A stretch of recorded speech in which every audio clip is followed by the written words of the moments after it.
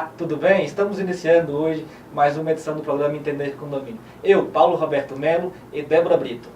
Boa noite aos nossos telespectadores, né? Estamos aqui com convidados muito especiais, a deputada Sandra Farage e também o síndico do edifício Reserva Taguatinga, o Marciano, né? Que estão aqui para nos prestigiar com muitas informações sobre condomínios, né? A questão também da regularização dos condomínios. Também vamos falar um pouquinho sobre os projetos de lei que a deputada tem em andamento, quais são os objetivos dela em relação a essa classe, né, tão importante. E eu gostaria de passar, né, a palavra para o Paulo para ele fazer a primeira pergunta. Então, vamos primeiro pedir para os nossos convidados, Sandra Fará e deputada Sandra Fará e o nosso síndico Marciano do Reserva Taguatinga, primeiro darem boa noite também aos nossos telespectadores. Olá, queridos, boa noite. Queria agradecer o convite, Paulo, Débora, por poder estar aqui e conversar um pouco sobre o que tem acontecido na nossa cidade nos últimos tempos, né? As propostas aí do porvir, esse novo cenário que está se criando aí, político, econômico. Estou aqui para dar um alô e contribuir com o projeto Entendendo Condomínios, né? Um programa que hoje está aí, vocês estão brilhando com essas informações super importantes, né? Porque o síndico hoje ele faz um papel muito importante no dia a dia, em especial de Brasília. Deputada Sandra Farage, quais são os projetos que a senhora apresentou na Câmara Legislativa? Faz pra gente um balanço desses últimos, mais de um ano já, nós estamos em maio, né? Então quase um ano e meio de atuação como parlamentar. Como é que foi esse mandato da senhora, deputada distrital? É o primeiro mandato da senhora, não é? O primeiro mandato é um mandato muito intenso, que é uma marca minha, da minha equipe. A gente é muito intenso nos trabalhos, né? Então, nós estamos realmente há quase um ano e meio desse mandato. Eu tenho hoje 50 projetos de lei tramitando dentro da casa, né, passando por alguma comissão para chegar no plenário para votação, e temos mais já hoje cinco leis de minha autoria que já foram sancionadas, que já se tornaram leis. Nossa atuação é muito intensa, eu participo de várias comissões. Eu fui vice-presidente da CPI dos Transportes, que encerrou na semana passada. Hoje nós também encerramos a Comissão Especial de Combate à Pedofilia, que eu fui relatora, e hoje a gente teve o relatório final. Já estou presidindo pelo segundo ano a CCJ, a Comissão de Constituição e Justiça da Casa. Fui eleita pelo segundo ano como presidente. Também faço parte da CEDEST-MAT, que é uma comissão que vê essa questão do desenvolvimento econômico da cidade. E tenho atuado nas cidades, no dia a dia das pessoas, tanto na área social como na área parlamentar. Tem sido uma experiência bastante interessante. Eu fiquei sabendo que a senhora fez um projeto de lei que institui o Dia do Síndico do Distrito Federal. O que é que motivou a senhora a fazer esse projeto de lei? Então, o Dia do Síndico é a Lei 135 de 2015, é uma lei da minha autoria, que ela institui no calendário oficial do Distrito Federal o Dia do Síndico. Nós entendemos hoje que a cidade, Brasília, ela é toda cheia de condomínios. Ela tem essa marca de tanto prédios residenciais, e hoje a gente tem os condomínios de casa, né? Das residências, também tem as questões comerciais. Então, Brasília, ela tem uma marca nessa questão de condomínio. E hoje é necessário que o dia do síndico seja, e já está em pauta, inclusive deve ir para a próxima votação de plenário, para aprovação. É importante porque está começando a dar mais valorização ao síndico. A gente vai começar a discutir mais sobre regras, regulamentação dos síndicos, vamos começar a dar mais ferramentas para o síndico, porque o síndico ele faz um papel importante ali na comunidade. Ele cuida do bem-estar, do convívio, das regras de convivência, da segurança. Brasília, ela tem essa marca condomínio por todas as partes. Então, a gente quer celebrar o dia do síndico, valorizar os condomínios e abrir várias discussões nessa questão de regulamentação, de melhoria dos condomínios, de realmente trazer mais fiscalização para a área, Regularização. Né? regularizar sem sombra de dúvida e fortalecer os síndicos que eu falo que eles são comissionados, né? São quase heróis ali, fazendo aquele trabalho de convivência, de manutenção, de segurança, enfim, é um trabalho sensacional. Realmente, ser síndico hoje não é fácil. É um herói. É muito É um difícil. herói, O síndico é um deputada? herói. O síndico ele sofre muito e eu tenho certeza que a deputada ela vai dar um apoio necessário que os síndicos precisam. Ô Marte, como é que é o condomínio do senhor? Fiquei sabendo que a Sandra Farage ajudou você lá com relação ao Habits. Como é que foi isso? Bom, a gente tinha uma grande dificuldade, né, para receber esses Habits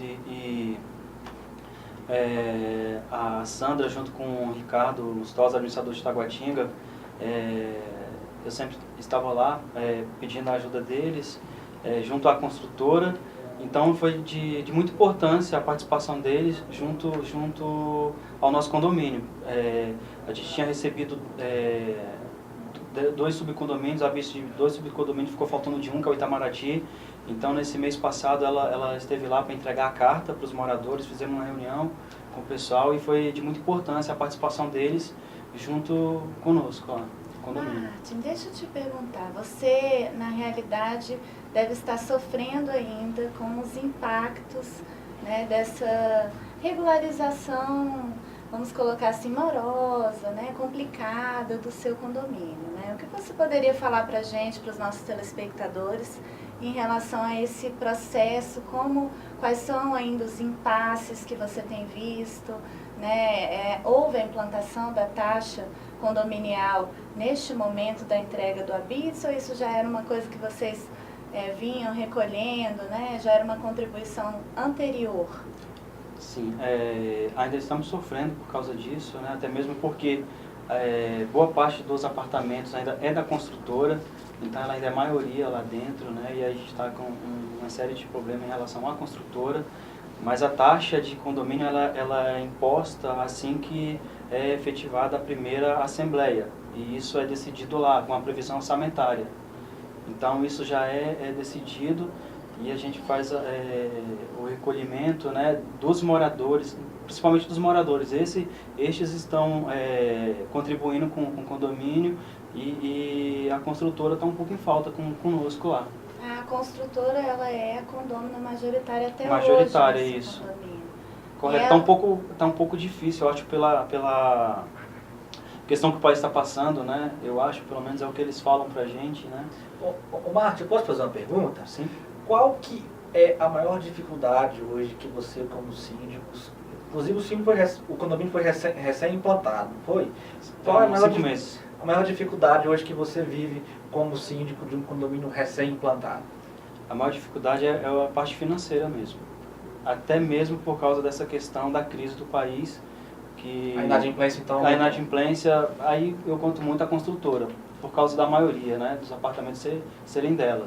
Você já fez algum curso para síndico já? Eu estou finalizando, né? Hoje eu finalizo o curso de gestão condominial e vou agora partir para o síndico profissional. E o curso ajudou você? Está ajudando bastante a desenvolver o meu trabalho lá no condomínio. Deputada, deixa eu lhe fazer uma pergunta.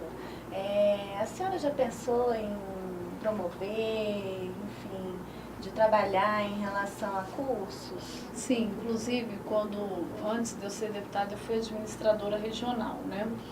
E da mesma maneira que a gente vem trabalhando com as questões de Taguatinga, de nos empenhar para que saiam os Habits, né?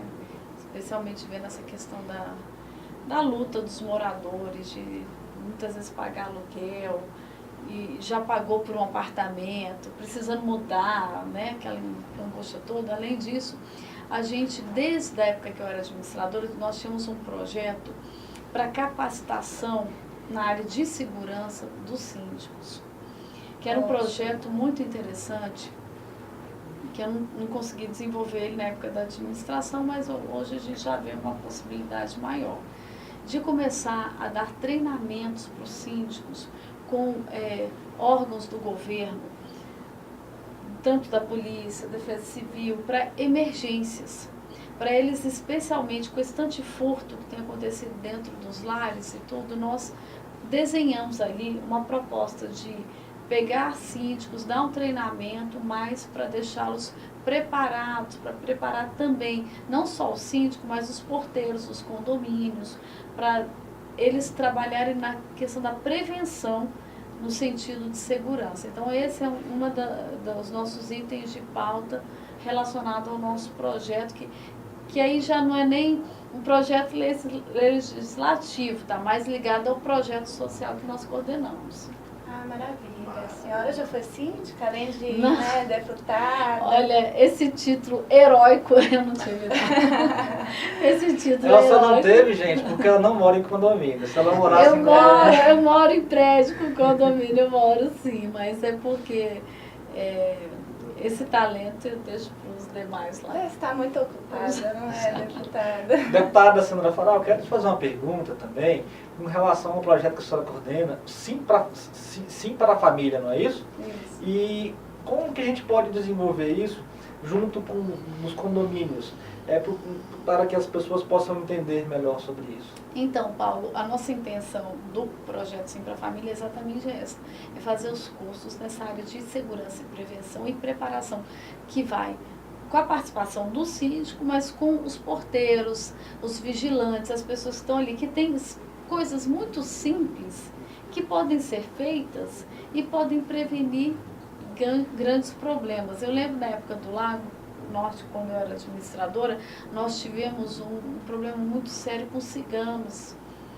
que assaltaram muitos prédios lá, muitos apartamentos. Olha que história com ciganos. Com ciganos. Não há nenhum preconceito, é só o fato de que havia uma gangue, não sei nem se eles realmente eram ciganos, mas utilizavam-se daqueles trejeitos, das roupas, e se identificavam com os ciganos e conseguiam entrar dentro dos prédios e assaltavam os apartamentos.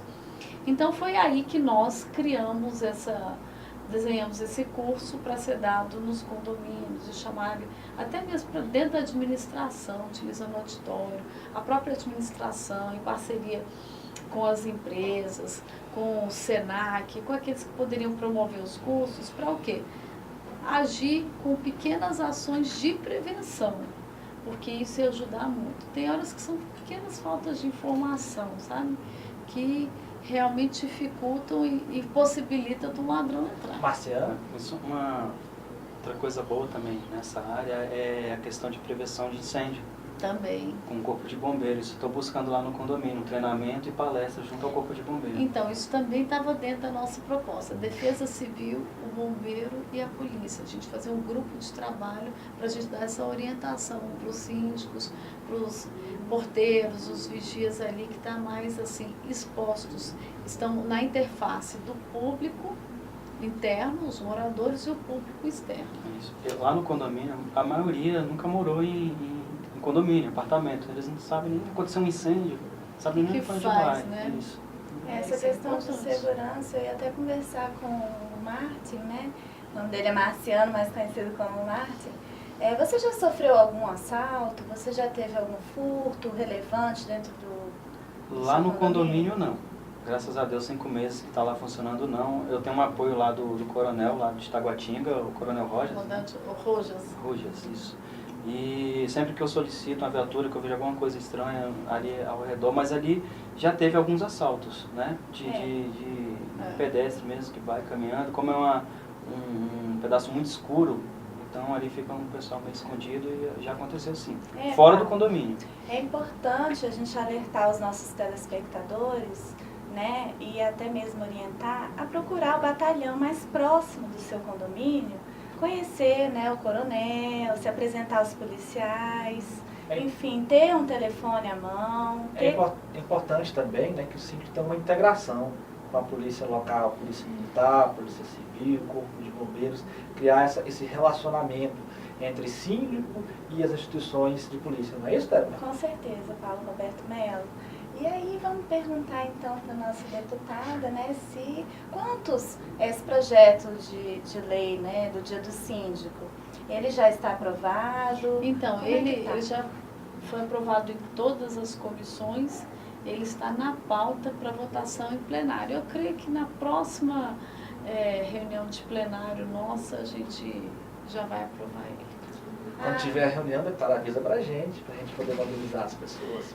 Então, essa semana é porque devido a essa conjuntura do impeachment, o Senado, né, refletiu um pouco na nossa rotina da Câmara, que hoje mesmo deveria ter plenário, não teve, né? Então, senão hoje mesmo já poderia ter sido aprovado.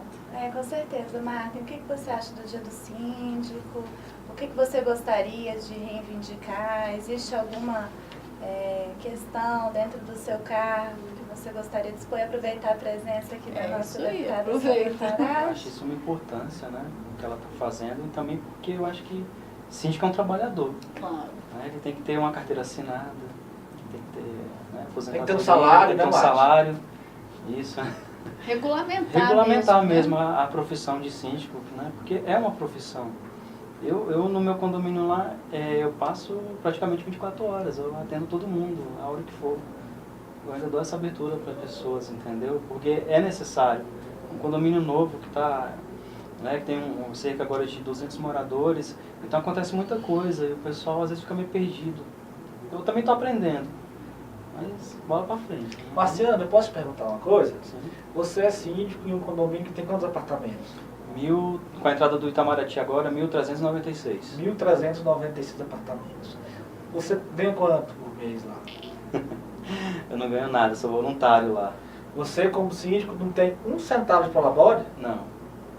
Gente, isso é um absurdo. Atenção, telespectador. É um absurdo um negócio desse. Síndico tem que ter prolabore. Não aceitem uma convenção dessa. Uma convenção dessa é um crime, é um absurdo com uma pessoa que está lá dedicando o seu tempo para poder administrar um condomínio.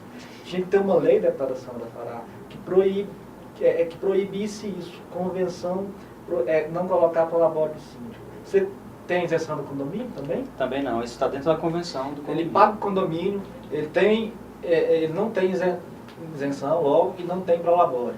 No mínimo, o síndico tem que ter prolabore, deputado. Isso é um absurdo. Um negócio Concordo plenamente, Paulo. Concordo plenamente, porque o tempo que um síndico dispõe para cuidar com 1.300 e quantos? 96. Apartamentos. Isso. Ou seja, 1.396 famílias, né? Não são moradores, são famílias que vão demandar de tudo nele, com certeza. Então, assim que a gente aprovar a lei do Dia do Síndico, nós vamos fazer uma sessão solene, né? A respeito do Dia do Síndico, e ali nós podemos já entrar com algumas demandas, propor e fazer uma ata nesse tema e quem sabe dali já sair uma proposta de regulamentação, né? Ô Marciano, deixa eu lhe perguntar também, aproveitando o gancho do Paulo, né? Você já tomou alguma providência em relação a essa questão do seu prolabore junto aos condôminos, aos moradores? Como que é essa questão? Alguém já sugeriu? Isso, eu estou levando, amanhã tem uma assembleia, né? E é uma proposta que eu estou levando também, mesmo na convenção, falando que não pode, eu estou levando isso para a assembleia, para votação. Certo. E você sabe que uma mudança de convenção já exige um quórum especializado, né? De 2/3. Eu acho que é impossível de acontecer. Isso que eu ia... Assim, na quantidade de pessoas que tem no nosso condomínio, acho que é impossível de acontecer isso. Você tem alguma esperança dessa reunião? Já aconteceu? Nunca aconteceu uma reunião de 2/3? Nunca.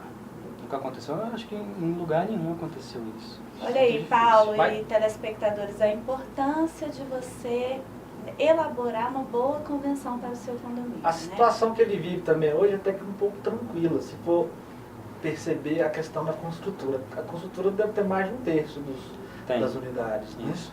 Então, se a construtora apoiar ele está quase...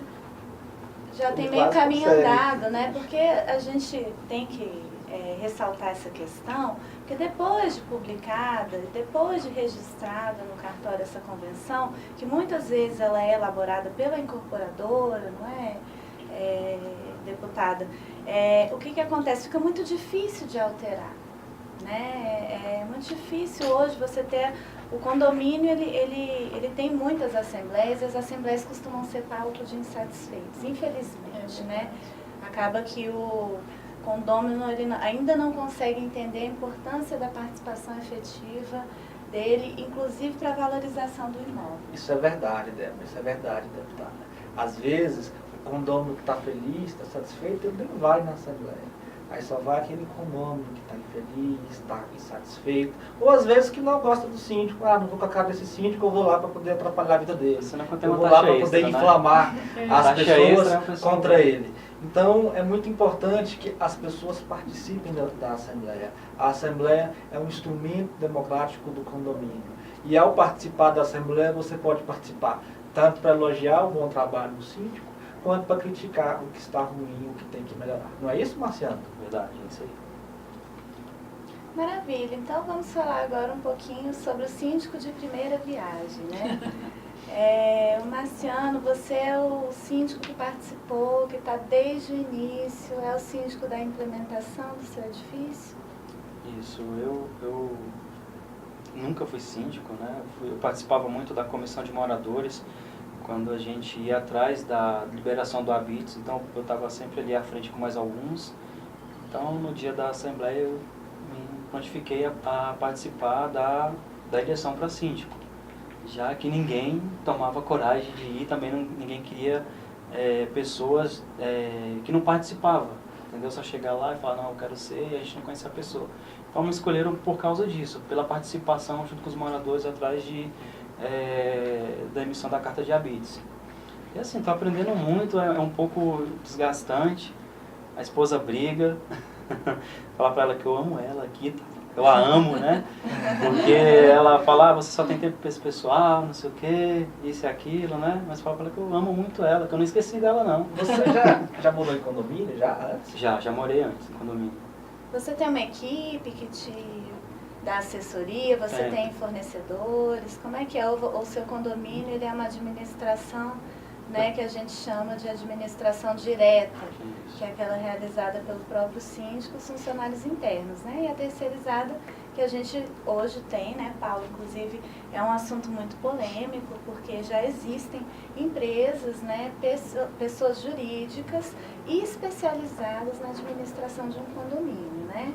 Então, assim, você se considera bem assessorado do ponto de vista do modelo de condomínio que você abraçou? Qual é o modelo de condomínio do edifício reserva? Bom, eu me considero que estou sendo bem assessorado. Assim, a maioria das pessoas às vezes não entendem mesmo, não procuram se informar como é que funciona, então critica demais às vezes, né?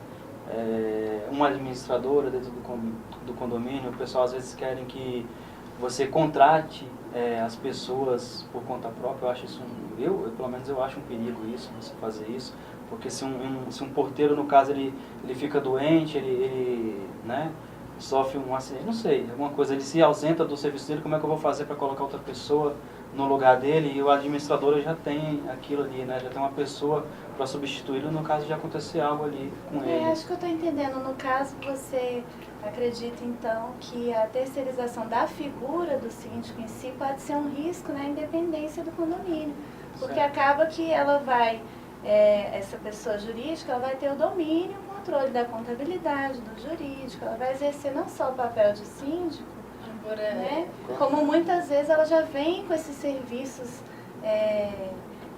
embutidos, né? Ela já vem agregando esses serviços. E aí você tem um conselho, né? Eu tenho um conselho bem participativo que está ali muito importante. Para me fiscalizar se eu estou fazendo as coisas certas, fiscalizar a administradora. Então tem um conselho bem participativo lá no condomínio. É interessante, né? Ter a figura do profissional síndico para poder estar fiscalizando também os fornecedores. Agora, eu penso assim, é lógico, como eu disse aqui, eu nunca fui síndica, né? E nem nunca me propus a ser. Mas eu entendo também que, de repente, um modelo muito interessante seria ter um conselho, né? Conselho, mas ter uma empresa contratada, porque como o Marciano falou, se falta um segurança, você tem que ter a segurança de que ele vai ser substituído, que naquela noite vai ter alguém de porteiro, alguém da área da limpeza, né? Nessa parte de câmera de segurança também, ter uma garantia da manutenção.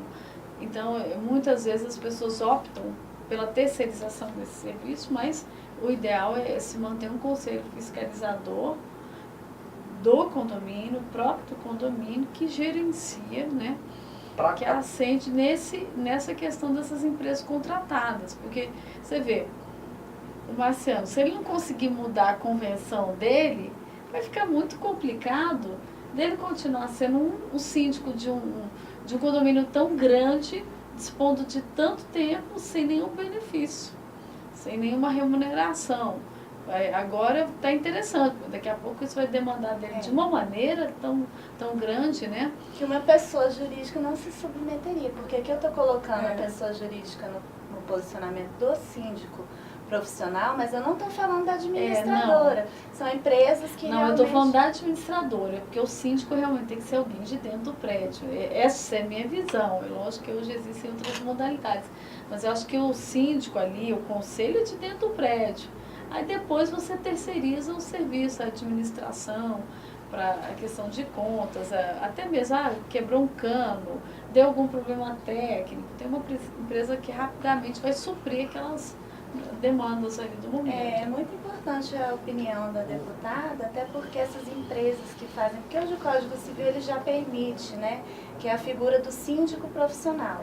Então, amparado, né, nesse conceito, nesse artigo do Código, é que né, esses profissionais idealizaram empresas para poder fazer o papel de síndico. Aí vem aquela questão, não seria mais interessante um morador que vai estar à disposição 24 horas, como o Marciano colocou, né? Ele às vezes abandona sua família, ele às vezes tem um lazer, um programa de lazer, alguma coisa que ele deixa de ir para estar junto com os moradores, resolvendo os conflitos e tudo, o que uma pessoa jurídica, no caso que funciona, vamos colocar aí no horário comercial, no máximo ali, né, à noite, etc., para, né, gerir uma demanda dessa qualidade, né? Agora, eu tenho uma dúvida, que eu vou fazer uma pergunta para vocês. Vamos lá, Vocês acham que o síndico ele tem que disponibilizar o telefone celular dele para os moradores? Vamos deixar o Uma Paulo pergunta para responder. todos aqui. Então, vamos lá. Assim, o síndico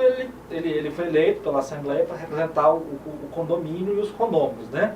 E dessa forma, por exemplo, eu sou a favor, sim, do síndico oferecer o celular dele, porém com regras. E hoje assim, a gente usa muito, por exemplo, o WhatsApp.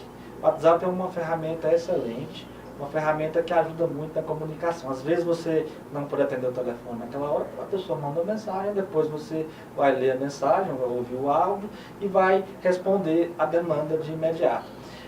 Então, eu sou a favor, sim, que o síndico disponibilize o celular dele. Agora, se o condomínio tiver também um celular específico para o síndico do condomínio, entra síndico, sai síndico, o telefone é o mesmo, melhor ainda, porque aí melhora essa comunicação.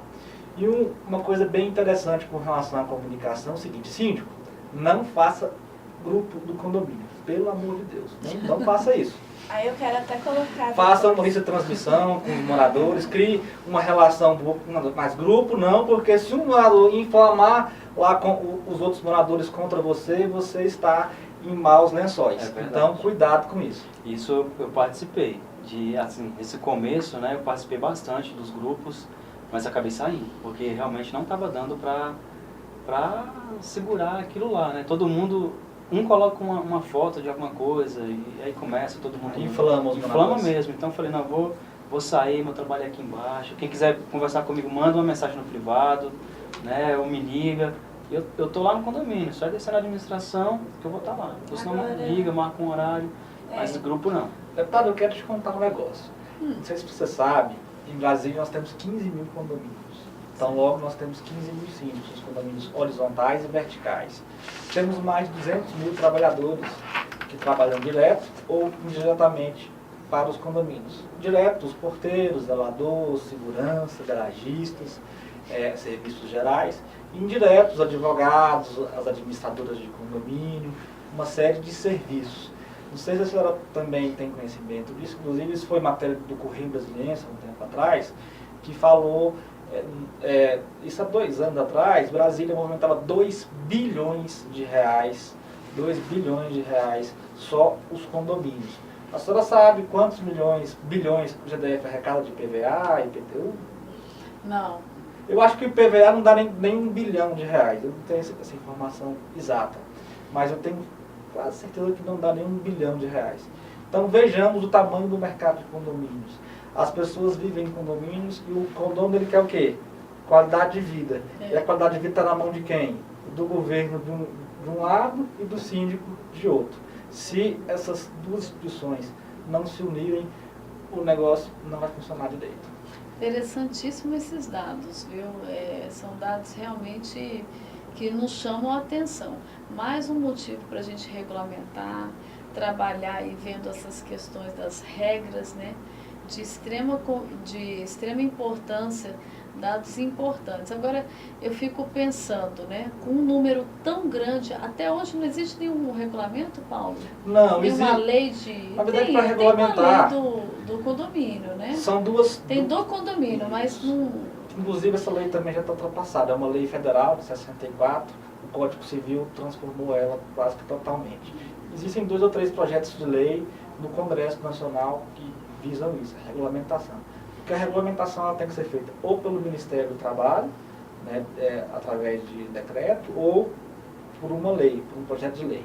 Inclusive, tem um curso de graduação em gestão de condomínios. Ele está parado, mas ele existe, ele pode retomar a qualquer momento na UDF. Então, tendo um curso de graduação, inclusive a pessoa que faz, o tecnólogo de gestão de condomínio, recebe um CRA como gestor condominial. Então, nada mais justo do que ser regulamentada essa profissão, até porque tem uma graduação. Hoje eu posso estar levando isso, né, fazendo um estudo mais aprofundado desse tema, visto que a gente já está aprovando o dia do síndico.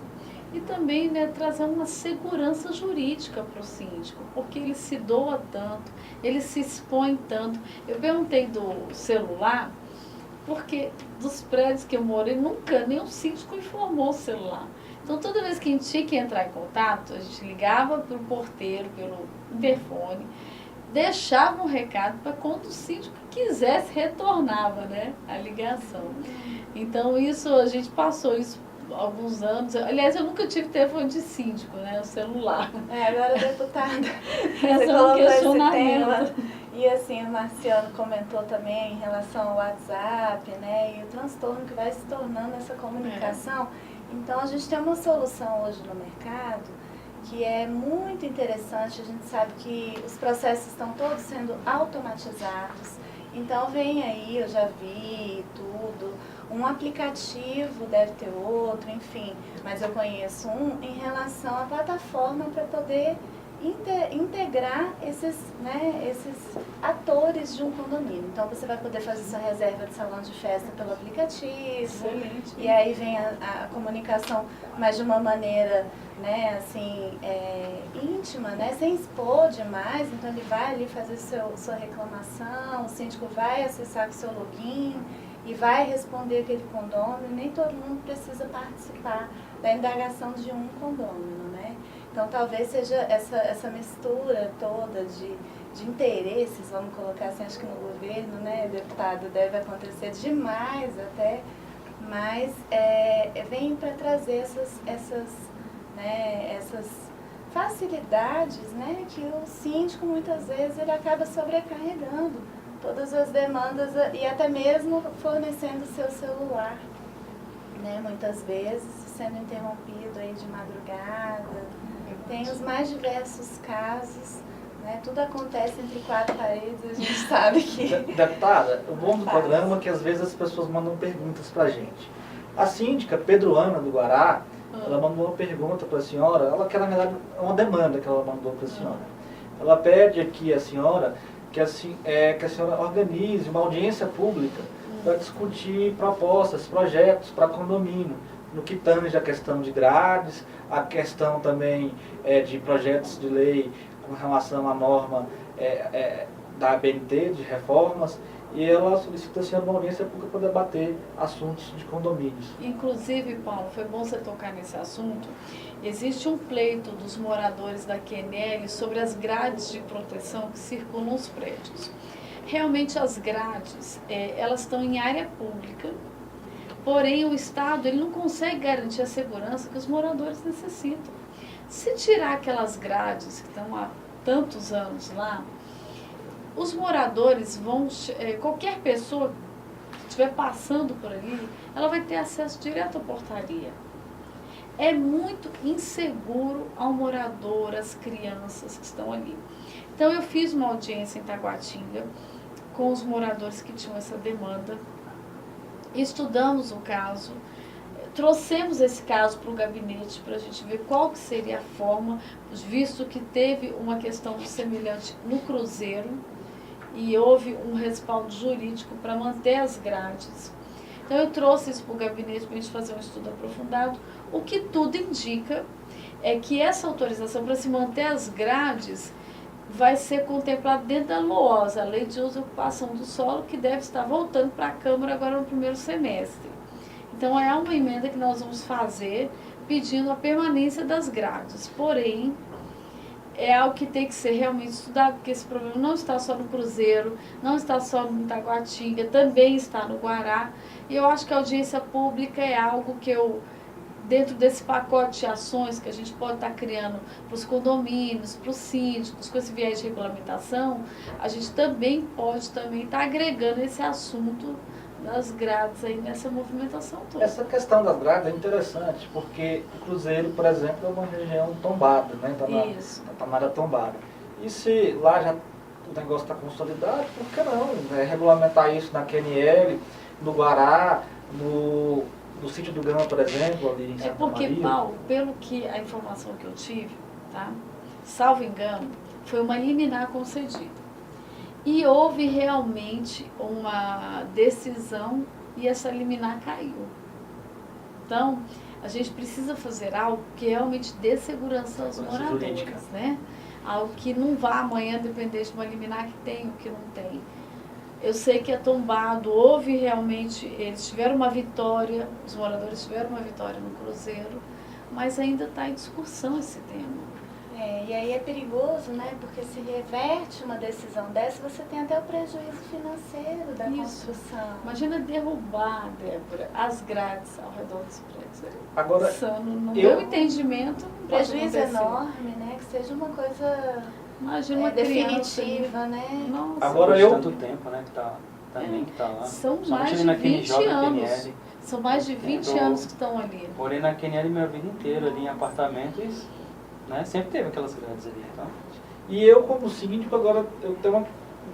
Síndico, você também, tome cuidado, cuide daquilo ali. Às vezes você invade mais do que... Às vezes você está usando a área da calçada, que não pode também. Então tem que fazer o negócio direito.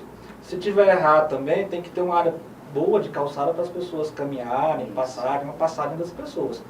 Se tiver errado, é importante que a lei também faça o síndico organizar isso. O que não pode ter cada um de um jeito, de um tamanho, famoso tem que ser um padrão. Brasília é famosa pelos puxadinhos, tem muito puxadinho aqui.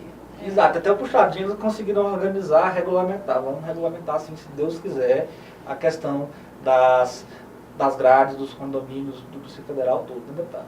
Isso aí. Então vamos, Débora, estamos chegando nas considerações finais, nosso programa está na última parte, mas antes disso eu quero fazer uma pergunta para a doutora Sandra Farage. Sandra Farage, qual que é o projeto que você acha mais importante que você apresentou nesses últimos 17 meses na Câmara Legislativa como deputada distrital? Então, eu vou mencionar os 5, assim, eu tenho 50 projetos tramitando. Para mim, todos são de extrema importância, né? Como filhos, né? São filhos, então assim, mas eu quero falar então das leis sancionadas, porque são 5. E eu tenho vários, por exemplo, a gente tem trabalhado muito contra crimes cibernéticos, né? Então, uma das nossas propostas é que as LAN houses venham ser registrados os IPs, que aqueles usuários que chegam lá, utilizam, aqueles de má fé, utilizam um computador da LAN house para cometer um crime contra a pedofilia ou então crime bancário, de ordem financeira, ele seja identificado, isso é muito importante, é um projeto meu que está girando. Agora, assim, eu tive algumas leis sancionadas, por exemplo, a lei do atestado digital. É maravilhosa, principalmente para os condomínios também, às vezes o funcionário falta. Dá um atestado falso, né? Brasília tem um número absurdo. Existe um prejuízo de 20 milhões no Brasil por mês de atestados falsos. É o país do cartório, não é, deputada? É. Nós temos que validar todos os nossos atos até hoje. É até hoje, temos que validar. Mas imagine, Débora, que há pessoas que vão lá no CONIC e compram um atestado por R$10. R$20 com laudo médico. É um absurdo, realmente. É um absurdo, né? infelizmente. Esse tipo de ação faz com que a gente tenha que validar tudo. Tenha que burocratizar a vida do brasileiro. Então, a lei do atestado digital é uma lei que é como se fosse um selo de segurança, uma autenticação dos atestados médicos. Ele vai, inclusive, facilitar muito quando é servidor público e tem que fazer perícia. Não vai nem precisar fazer perícia, vai ser algo automático. E essa lei, ela tem um aspecto que me chama muita atenção. Eu gosto muito de planejamento, eu sou uma gestora, então eu sempre penso no planejamento das ações. Essa lei, ela vai criar um banco de dados, dados estatísticos de doenças que afastam verdadeiramente as pessoas. Então, vai se criar, isso não existe. Então, o Distrito Federal vai começar a trabalhar, o governo do Distrito Federal, políticas públicas de prevenção. Porque daqui a um ano você vai ver, poxa, quantas pessoas foram afastadas no mês de maio por H1N1, por bronquite. E a Previdência também, não é, deputada? Eu estou pensando aqui agora o quanto não vai auxiliar nos processos previdenciários. Exato. A gente sabe que ficam muito tempo. Vai acelerar serem muita julgados. coisa, porque essa questão da informação, a gente precisa de informação. Imagina, a Secretaria de Saúde fazia compras de remédios por achismo, vamos dizer assim. Agora não, vai ter dados estatísticos, quantas pessoas com casos de bronquite no Distrito Federal no ano de 2016. Então, até para políticas públicas de prevenção, vai ser muito importante, fora que vai inibir essas fraudes, gente, que dá tanto prejuízo, tanto no setor privado quanto no setor público. Então, essa é uma lei que foi sancionada. Uma outra lei que nós estamos nela agora, que é a Semana da Valorização da Família. Ela é comemorada nessa semana de maio, na primeira semana de maio de cada ano. É uma lei que vai discutir os temas da família, a valorização, a proteção, os problemas relacionados com a desestruturação familiar. É uma lei de minha autoria.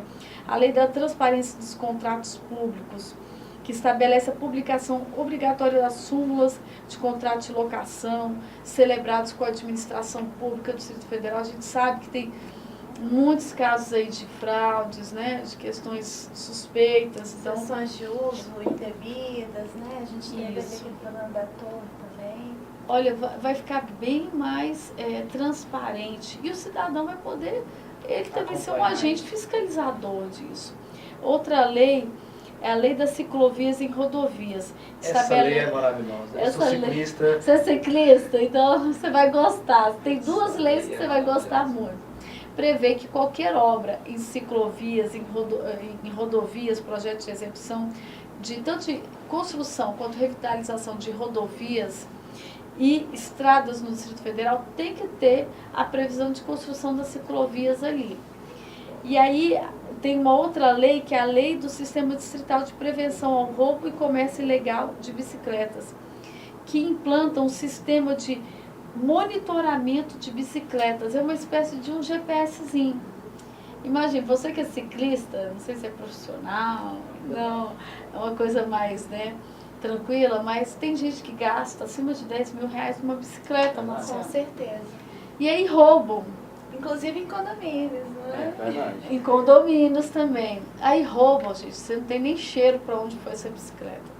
Com essa lei não. Vai começar a cadastrar as bicicletas, vai ter um convênio com a Polícia Civil, vai ser de fácil identificação. Se estiverem vendendo bicicletas roubadas, vai ser muito mais fácil de identificar. Então vai trazer uma proteção. E fora isso, gente, tem a Escola Sem Partido, que é um projeto que é extremamente discutido, né, que inibe a doutrinação ideológica, doutrinação ideológica partidária, de valores dentro da sala de aula, com alunos em formação de 5 a 12 anos de idade, é a época que ele está sendo formado. Ele tem que ter preservado os direitos dos pais sobre os ensinamentos. Enfim, são 50 projetos tramitando ainda. Deputada, parabéns pela sua atuação na Câmara Legislativa. Eu acho que você é uma deputada revelação para o Distrito Federal. Acho que a população do Distrito Federal está de parabéns por eleger a senhora e continue trabalhando em prol do povo do Distrito Federal, em prol da família e também ajude agora os condomínios também. Dê uma força para os condomínios do Distrito Federal, ajude os síndicos, os gestores condominiais. Inclusive, vou aproveitar já que vou pedir ajuda dela para a gente construir uma passarela ali na BR, né, que ele fica à beira da BR-070. Então não tem parada de ônibus, a gente precisa muito de uma passarela ali, de uma parada de ônibus para quem vem, quem vai, para o plano piloto, né? Nosso gabinete pode, Marcelo, fazer uma indicação ao governo, solicitando, mostrando a necessidade, mostrando os riscos e a gente solicitar ao governo a construção dessa passarela, sim, é uma indicação do nosso gabinete. Quero aproveitar, se eu sei que está encerrando agora, agradecer a participação, o convite e deixar, viu, Débora, Paulo, Marciano, os telespectadores à disposição do nosso gabinete para estar ajudando, criando soluções, projetos para melhoria, para segurança, para fortalecimento das regras condominiais e dos síndicos que estão aí precisando ser abraçados nesse momento, né? Marciano, Também considerações. quero agradecer a deputada pelo apoio de sempre que ela teve lá conosco no condomínio, ela, o Ricardo lá da administração de Taguatinga, e agradecer também vocês aí pela oportunidade, mais uma oportunidade que vocês me deram. Eu gostaria de agradecer a participação do síndico Marciano, desejar a ele amanhã uma ótima assembleia, que ele consiga, né, aprovar a questão do Prolabore, né, e que ele venha mais vezes aqui no nosso programa para poder dar, né, sugestões e dicas e compartilhar um pouquinho dessa experiência. Muito obrigada, viu, Marciano? Eu que agradeço.